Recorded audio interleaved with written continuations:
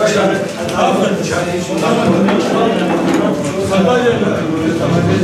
Bir şey olmaz.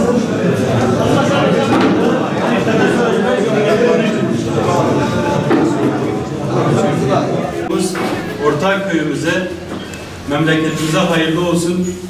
Allah'tan temennim Mardin'imize bu güzel küçük beldemizin, şirin beldemizin hayırlar getirmesidir. Burada gördüğümüz teveccüh iyi günlere işarettir. Allah'ın izniyle birilerinin boğulması için kurulan bu barajlarda Hüdapar boğulmayacak. Adım adım barajları aşmaya doğru ilerliyoruz. Hiçbir engelin bu düşünceyi, bu davayı durduramadığı gibi hiçbir baraj da engelleyemeyecektir. Bütün çabamız, çalışmamız barajların üstünde bir oy oranı elde etmek içindir. Gerisi halkın teveccühüne, Allah'ın takdirine kalmıştır.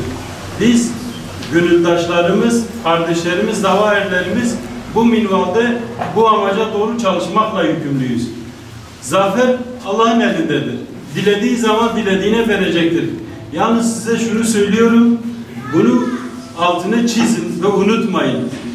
Mutlaka zafer, mutlaka yeryüzünün veraseti mustazaf olanlaradır. Bu Allah'ın yüce kitabımız Kur'an-ı Kerim'de daha önce Tevrat ve İncil'de siz mustazaflara vaat ettiğidir. Yeryüzünün gerçek sahibi Allah'tır. Bütün mühürler, bütün anahtarlar onun elindedir. Dilediği zaman, dilediği güçten zayıf olana o mührü, o iktidarı, o başarıyı verecek olan da Allah'tır. Biz bir kapı açtık, bir çığır açtık. Allah'ın izniyle milletimiz bu davayla Nuh'un gemisi gibi bir bağlantı kuracak ve Hazreti Nuh'un milleti gibi bu gemiye, bu davaya binecektir. Bugünler de çok uzak değildir. Biz bunun belirtilerini, bunun ön ışıklarını görüyoruz. Başta Ortaköylü kardeşlerimize, daha sonra da bölgemize, Mardin'e, bölgemize, ülkemize hayırlı olmasını Yüce Allah'tan temenni ediyoruz. Dışarıdan özellikle diğer ilçelerden gelen ilçe teşkilat başkanlarımız, adaylarımız, Ortaköy seçim irtibat bürosunu açılışı için burada hazır bulunan diğer kardeşlerimize ayrıca selam ve hürmetlerimi iletiyorum. Ortaköy şanslı bir beldemizdir doğrusu.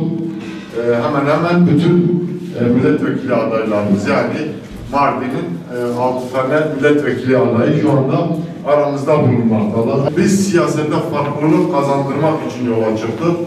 Biz ülkede adaleti tesis etmek için yola çıktık.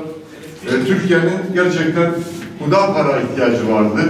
Türkiye halkının Hüdapar'ın hür kadrolarına ihtiyaçları vardır. Biz de bu ihtiyaca binaen Hüdapar'ın hür kadroları olarak yola çıktık ve inşallah önümüzdeki barajları yıkarak temsiliyeti, Türkiye Büyük Millet Meclisi'nde temsiliyeti sağlayacağız. Hüdapar'ın hür kadrolarını meclise taşıyacağız. Bu bizim yegane hedefimizdir. Biz üzerimize düşeni adaylar olarak, teşkilatlar olarak üzerimize düşeni yapacağız ve takdiri Yüce Rabbimize bırakacağız.